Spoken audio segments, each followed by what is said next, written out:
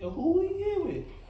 I'm smoking politics with Giovanni, man. I bet. So we lit. Out, man. Yeah. Subscribe, hit the bell, all that. You know that shit.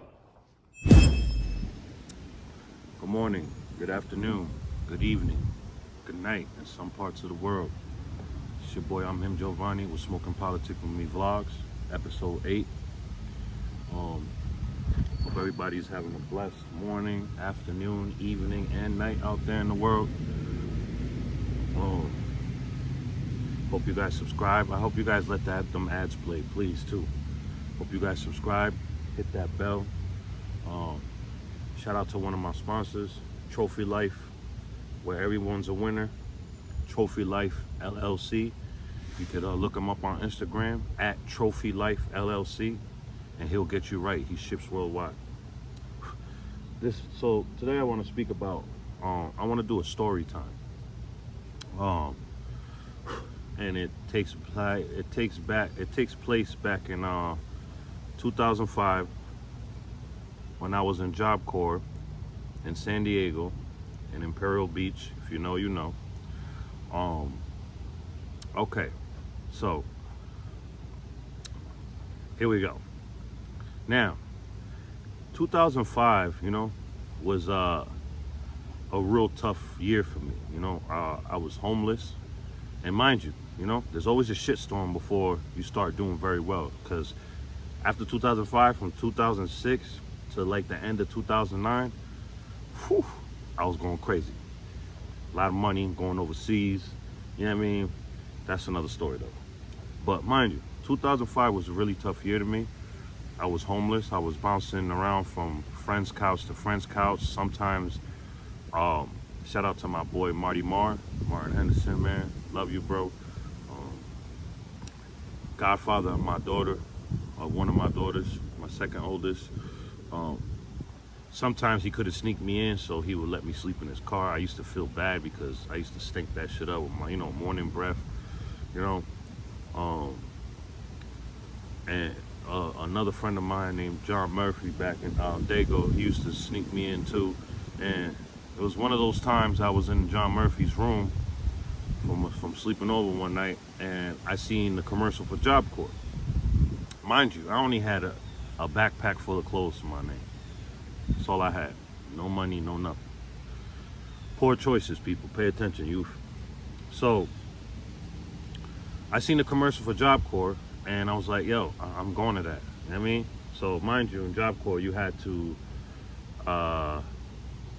go to an interview. You know what I'm saying? You had to get interviewed, then they'll decide if you could go. So, obviously, I passed my interview. Boom. Long story short, I met this girl, you know what I'm saying? Her name was Linda. Shout out to Linda if you ever see this. Mexican beauty right there. We ended up being together. We were both hurting for bread. I was hurting way more than her because I absolutely had nothing. I had no clothes, no nothing. So, her uncle went to Job Corps too. You know what I'm saying? He's like a couple years older than her. You know what I'm saying? I ain't gonna say his name. But he was connected, down in Tijuana to I didn't know this at the time, but he was connected to the Tijuana cartel. So one day we was at the mall, Chula Vista Mall, because that was, if you know about Job Corps and it's in Imperial Beach, a lot of Job Corps people chill at Chula Vista Mall. Long story short, so we was coming back from the mall, and I was talking to I was saying his name. I said his name in the last time. Nobody knows. Ivan. I was talking to Ivan. You know what I'm saying? And mind you, he's doing very well for himself now. He changed his ways. So I was talking to Ivan. I was like, yo, man. And we used to play this song, So Seductive by Tony Yayo, because that was the year that shit came out. And Predicate of a Felon, that album was coming out in 2005. It came out in 2005. We used to have that shit on repeat. Shorty so seductive, dancing on me. Oh, hold up. I forgot my saying. So everybody grab your raw papers, your bongs, your vapes, your backwoods, your Swisher Sweets, whatever's your pleasure, and come smoke a politic with me, man. This is story time. But anyway, so we listening to that song over and over, like always, in his car. And I told him, I was like, man, I need some bread. Like, I need some money. I need clothes. Like, you know what I mean? I had no clothes. Like, Job Corps is like a whole college campus. Like, man, I needed the clothes. I needed to go to the bar. There was mad shit I needed. He's like, yeah, you down to make some money? And I was like, yeah. So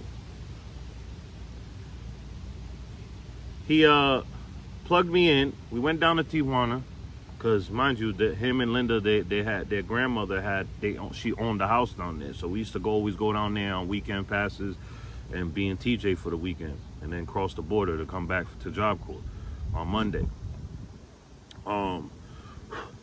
And then we got connected to his people, you know what I mean? People that were in the Tijuana cartel, unbeknownst to me, because, I was still wet behind the ears in 2005. Didn't know nothing. I was dizzy as shit. So we got connected with that. So I want to say we had to wait like a week or two, Oh, man, those were the longest weeks of my life, because I was really wanting that. So the time came, you know what I'm saying? They waited for a Friday, obviously, because so I could be on pass. I went all the way deep, and mind you, Ivan wasn't with me. I went to do the dirty work. He was in the U.S. side waiting for me. So I went all the way deep in the TJ, man, like in the mountains of Tarantana. If you know, you know. And they took me to this little ass house. They fed me. They gave me a couple dollars too. You know what I'm saying? Like, not my payment, but they just, gave me like probably like 20 or 30 bucks just to, if I needed gas or anything. And as they opened the door to the garage, I seen like, it was like, I don't know, like 10 people, the first people. And I had, mind you, it was a little 4-door Toyota Corolla. Had to be a 93, 94. And yes, I don't know how, but they shoved 10 people in there.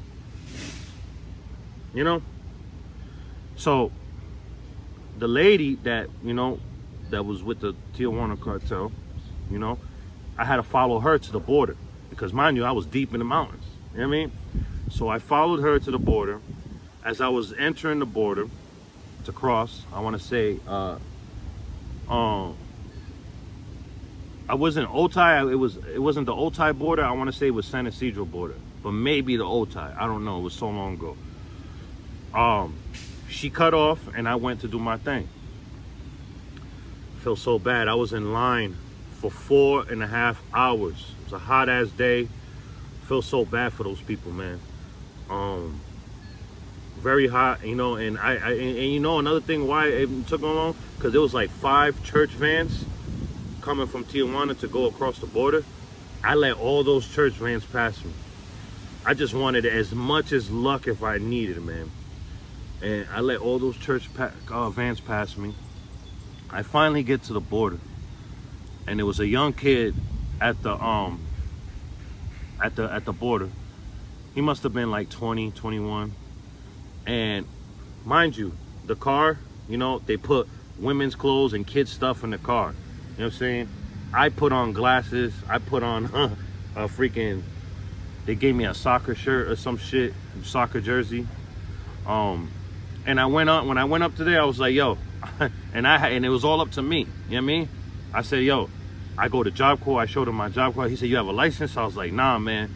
But I got my baby mom. This is before I had any kids. And mind you, little did I know, I had 2 kids that year. You know what I'm saying?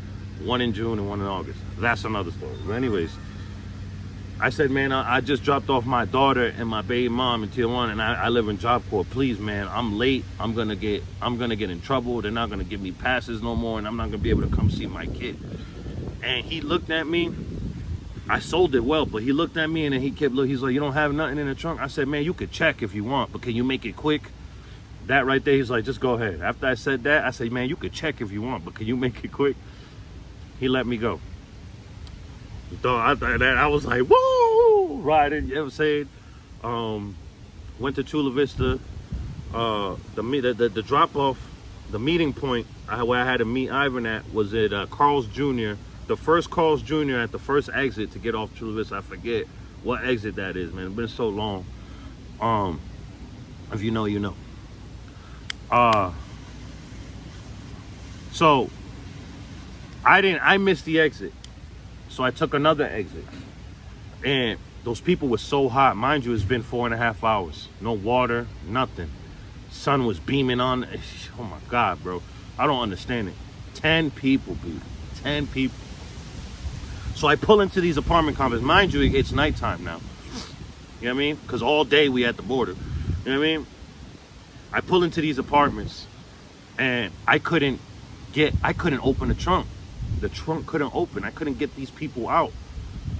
So, mind you, I only had cash on me. This is a time, like, you know, cell phones they were out, but, you know, you had to be one of them people to have it. You know what I mean? I didn't have a cell phone. So it took some dude that was in the trunk. So he punched open in the back seat, you know, on the center console in the back seat. You can punch it open from the trunk, right? At some cars. Bismillah. So he had to give me change. That's so sad. He had to give me change so I could use the payphone so I can call Ivan. I called Ivan. I let him know where I was at. He met me. There was like a gas station across the street from these apartments. He knew exactly where I was at, and I met him over there. As I'm leaving these apartments, right, this white Escalade on 22s or 24s right there, man. I fucking ripped, because it was a little ass parking area. So I ripped the back fucking bumper off that shit. I know to this day that person probably thinks about it. They probably would have killed me or something. Or called the cops. I was gone. Gone. So I met up with Ivan at the certain gas station. And he popped open the trunk. I don't know how he did it, and he got all those people out, man. We had to split that money 3 ways. It was $2,500 a head, 25 times 10. You guys do the math. And I walked away with my half, and I went to the Chula Vista Mall, went to Sheik's. If you guys know Sheik's, man, I went crazy in there. I bought mad clothes, mad outfits, mad sneakers, hats, and I still had money left over in my pocket. You know what I mean? We did it. I ended up doing 3 times. You know what I'm saying? I did it 2 times myself. The second time, the first time, it was all up to me. The second time, somebody, when I had to go to a certain lane, he was in on it. We had to split money with him. The third time, I had my ex do it, Linda. She did it with Ivan's girl. And me and Ivor was deep in Tijuana, waiting for them to cross the border. I remember we went into this Catholic church, and he was just sitting there praying, man. You know what I'm saying? But they made it through, and when they called us, we had to cross the border, and we met them somewhere in Dago, and this is where we messed up at. The people, when we got the people out, we were talking with them. They were like, you know what? Our family will pay you guys more than what they're gonna pay you if you guys can just give us to them, because they're gonna extort us. You know what I mean? And I didn't know any better. I'm just money hungry. I'm already hooked on this shit. I'm making racks and racks off this shit. You know what I'm saying? And Ivan, he talked to me, he talked to Linda, he talked to his girl, and they were like, you know, women know shit. The girls didn't. They were like, no, let's do what we need to do. And me and Ivan were the greedy ones. And I was like, man, fuck that. What are they gonna do to us? And unbeknownst to me, we're dealing with cartel. So I'm like, man, fuck this. Let's win it. You know what I'm saying? So instead of 25 a head, these people gave us 5 bands a piece. You know what I mean? And that was a big ass payday. I think this time we had like 7 of them. So 5,000 times 7, split fucking 2 ways, if you want to say it, because, you know, me and Linda together, Ivan and his girl were together, so we shared the money. You know how it is in a relationship. We walked away nice. You know what I mean? So long story short, later on, Ivan comes on like a couple days later, you know, because we had a class together, you know, job course. It's a school too, as well as a trade school. And he told me like, yo, we're in some shit. This is when he wanted to tell me. And I'm like, what do you mean we're in some shit? He said, you know those people we there? He said, now they're after us. I was like, who's after us? He said, man, the cartel. I'm like, what? Are you fucking kidding me? Now you want to tell me? Bro, there was a hit on all of us, bro. Mind you, and you know, God works in mysterious ways, because I was cheating on Linda the whole time with a banging, you know, it's no excuse, but another beautiful freaking big booty Mexican chick. Oh my God, she was dope. Her trade was security. And mind you, I didn't know, when I was sleeping, she took a picture of me with her camera. This is before cell phone shit, man. And she uploaded, she went to wherever, she got the pictures uploaded. She went up to my girl one day, because this is when I was giving her the cold shoulder. I felt bad. I didn't want to cheat on Linda no more. And she went, and she's all like, handed a picture of me and her as I'm sleeping.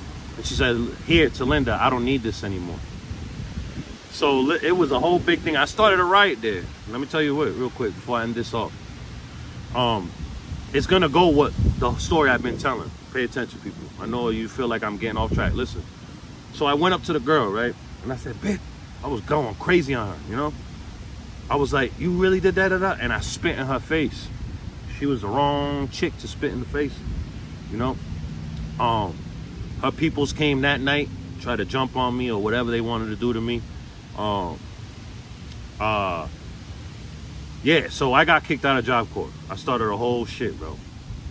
Little did I know, for weeks, like 2 weeks straight, bro, they were waiting for me. We all left Job Corps. Me, Linda, Ivan. You know what I'm saying? Ivan's girl didn't go to Job Corps. She was just living somewhere in Dago. But we all left Job Corps.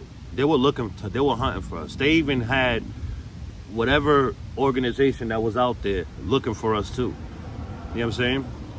So yeah, I would have never been here. My nut ass would have been probably dead at 21, because that's when I was 21 in Job Corps. So yeah, shit crazy, man. That was story time. Me, I was crossing people over the border, and I finessed the Tijuana cartel without even knowing. Because trust me, if I would have knew, I would have been right with the women, and like right with our girls being like, yo, let's not do this. Let's just, you know what I mean? Sheesh. So yeah, that was story time, man. You could also, I said this before in my last, you go look down my old content before I started showing my face. I spoke about this too, man. You know, I had, you know how you do the little pictures and shit. I was showing pictures of the Job Corps I went to and all that in IB Imperial Beach.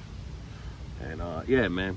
But yeah, that's the story of me working for the Tijuana cartel without knowing, and at the same time finessing them. And I live to tell it. So yeah, subscribe, hit that bell, love yourself, so that way, love yourself, know your worth, so that way you can love others accordingly. Tune in tonight, Nightcap with Friends, 10:30 p.m. Eastern, 9:30 p.m. Central, 7:30 p.m. Pacific. It's your boy, I'm him, Giovanni, man. Blessings to everybody. Separate yourself from those that don't deserve your energy, and that includes family, man. This is story time. I'll do another story time probably tomorrow, or if I find something worthy to speak about, I will. But this was story time, man. Smoking Politics with Me Vlogs, episode 8. Peace. On Hood. Shout out Smoking Politics with Me with Giovanni. On Hood. Everybody tap in with Cuz. Cuz not a custer, and Cuz do his thing. Then I'm going to go ahead and keep it 55th straight. Even if I still was in prison, I would have loopers and videos in so I could tap in with Cuz. Can I keep it 55th straight? On 55th Street. On Hood.